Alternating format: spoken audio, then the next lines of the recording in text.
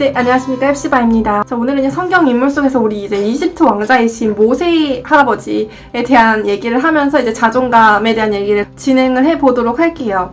일단은 모세 할아버지가 여러분들도 아시다시피 40년 동안 이집트의 왕자셨어요. 그쵸?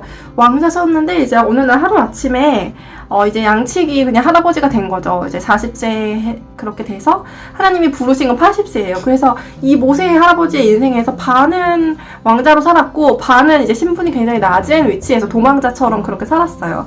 그런데 하나님이 이제 어떻게 보면 이제 신분이 높았다가 낮아지고 그 다음에 이제 80세에 하나님이 이제 부르신 거예요. 하나님이 부르셔서 너가 이제 바로한테 가서 이런저런 얘기하고 우리 이제 이스라엘 민족을 이제 네가 이끌어 와라라고 했을 때 이 모세 할아버지가 굉장히 자존감 낮은 말씀을 하세요. 여러분들 이제 출애굽기 3장 11절에 보면은 이렇게 말씀을 하시죠. 모세가 하나님께 고하되 내가 누구간데 바로에게 가며 이스라엘 자손을 애굽에서 인도하여 내리까? 라는 말씀을 하시는 거예요. 그래서 이 할아버지가 되게 이렇게 말씀을 하실 때 하나님 마음이 얼마나 답답하셨겠어요. 그런데 저 같으면 진짜 답답했을 것 같은데 내가 하라면 하지. 내가 할 수 있으니까 너한테 하라고 했지. 뭐 이렇게 따지냐 이렇게 하실 수도 있었을 건데 제가 이제 하나님이 어떻게 반응하셨는지를 좀 찾아봤어요.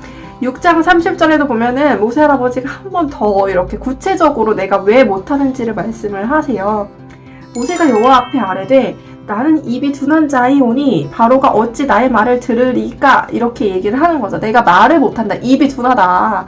말을 못하는데 어떻게 가뜩이나 말을 못하는 사람인데 바로 앞에 가서 내가 무슨 말을 하겠어요. 이렇게 얘기를 하는 거죠. 하나님한테.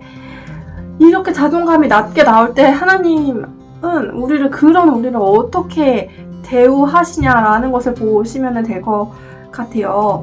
7장 1절에 보면 어떻게 말씀을 해주고 계시냐면 볼지어다 내가 너를 바로에게 신갓 같이 되게 하였은즉 네 형 아론은 네 대언자가 되리니. 그러니까 옆에서 형도 도와주겠다는 얘기도 하시고 그 전에 내가 너를 그 바로한테 신과 같이 만들어줬다 라는 얘기를 하세요. 제가 여기서 굉장히 많은 생각이 들었는데 일단은 하나님이 내가 뭐 누군데 이렇게 가요. 나 말도 못해요 했을 때 야 너 말 잘해. 너 내가 할 수 있다니까 그냥 이렇게 뭔가 몰아세운 것이 아니라 구체적으로 두 가지를 컨셉을 잡아주신 거라는 생각이 들어요. 첫 번째 컨셉은 너가 신이야 라고 말한 것이 아니죠. 하나님인 내가 너를 그렇게 세웠다 라고 말을 한 거예요. 그러니까 우리가 자존감이 진짜 높아지려면 내가 누구인지를 알기 전에 하나님이 나를 어떻게 바라보시는지, 하나님이 나를 어떻게 세우시기 원하시는지에 먼저 집중을 하는 것이 첫 번째 키이지 않을까 싶어요. 그래서 하나님이 너 되게 잘났어 이렇게 얘기를 하시는 게 아니라 그냥 인정하시는 거죠. 모세가 입이 둔한 거 알고 계시고 다 얘가 왜 이렇게 막 쭈구리처럼 하는지도 이해를 하시지만 내가 너를 세웠다는 거죠. 그러니까 결국 나야 나라고 해서 하나님이 나를 보라 라고 말씀을 하시는 거예요. 하나님이 나를 그렇게 세웠구나 라는 관점에서 나만 바라보고 있으면 자존감이 낮아질 수밖에 없는데 하나님을 보면 하나님 하면서 내가 자존감이 높아지는 거죠. 왜냐면 그 하나님이 뜻대로 나를 택하셨다고 하시니까. 그래서 첫 번째 관점은 이제 하나님의 입장에서 하나님이 나를 바라보시는 시선을 회복하자는 거고, 자, 두 번째는요, 그것뿐만이 아니라 하나님이 이 세상 가운데서 나의 부족함을 도와줄 동역자를 세운다고 말씀을 하시는 거예요. 그게 네 형 아론이 말을 잘하지 않냐. 그 아론이 너를 도와줄 거다. 네 입에 대언자가 되어줄 거다 라고 말씀을 해주시는 거죠. 제가 말 못해요 이러면 그래 내가 너를 단 한 번의 말을 잘하게 만들어줄게. 이렇게 하면은 우리가 되게 원하는 시나리오잖아요. 그럼 난 자존감이 되게 높아질 텐데 이렇게 우리는 생각을 하지만 하나님은 그게 아니고 다 아는데 내가 너를 세웠으니까 쫄지 말고 가.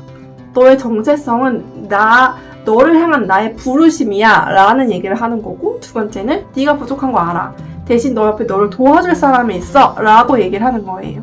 그러니까요, 우리가 자존감을 회복을 할 때는 나의 약한 것을 있는 그대로 받아들일 수 있게끔 하나님이 인도를 하시지, 내 부족함을 어떻게 보면 뒤집어 엎게끔 인도를 하시는 것이 아니라는 생각이 들었어요.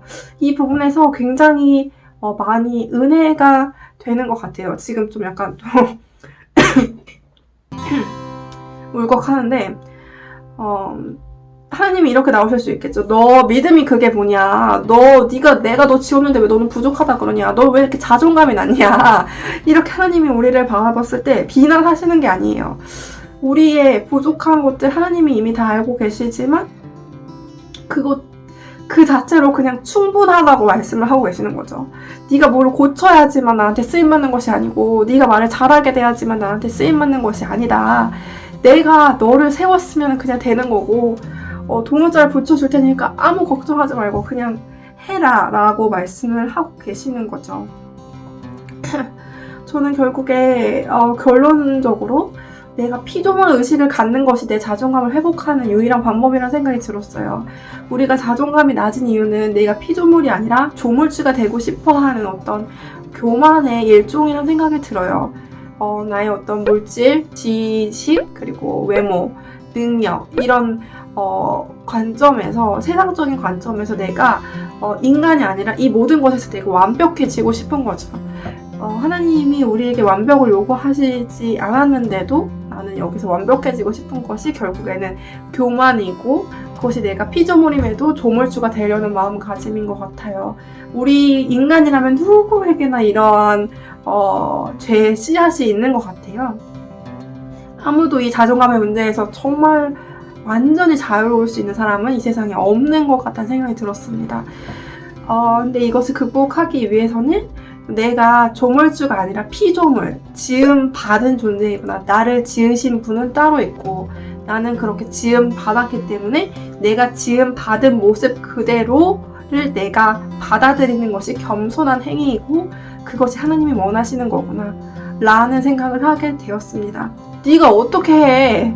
네가 무슨 전문가야? 네가 뭔데? 막 약간 이런 거 있잖아요. 이렇게 해서 여러분들의 자존감을 여러분들이 이제 무너뜨릴 때 그 사단의 말에 속지 않으시려면 반은 맞고 반은 틀리다는 것을 아시면 돼요. 반은 맞아요. 네가 뭔데? 네가 전문가야? 나 전문가 아니야. 나 아무것도 아니야.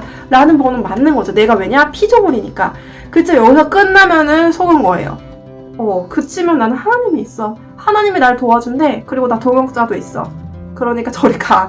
라고 해서 사단을 대적하고 그 거짓말에 굴복하지 않는 것이 어떻게 보면은 이 자존감에 대한 영적 전쟁을 승리하는 그런 비결인 것 같습니다. 마지막으로 메일 보내주실 때 제가 메일 답장이 조금 느릴 수가 있어요. 나름 이제 제가 생각을 하느라고 그럴 수도 있고, 그리고 이제 생각보다 메일이 되게 많이 오더라고요. 그런데 이제 제가 어떤 메일 보면은 이제 그게 이제 제가 비공개가 메일은 원칙이에요. 그러니까 너무 염려하지 않으시고 막 대나무 숲처럼 저한테 얘기하셔도 제가 아무에게도 공개하지 않고요. 다만 제가 콘텐츠에 쓰고 싶을 때는 당사자한테 이렇게 쓰겠습니다라고 다시 메일을 보내드려요. 그러니까 그렇게 생각을 하시고 이제 안심하고 보내셔도 될 것 같아요. 새벽 이슬 같은 우리 크리스찬 청년들 여러분들 진짜로 응원해드리고요. 고민 상할 때는 사항이 있으면 언제든지 메일 보내주세요. 최선을 다해서 또 상담해드리도록 할게요. 그러면 오늘도 행복한 하루 되시고 다음 콘텐츠에서 만나뵙도록 하겠습니다. 샬롬!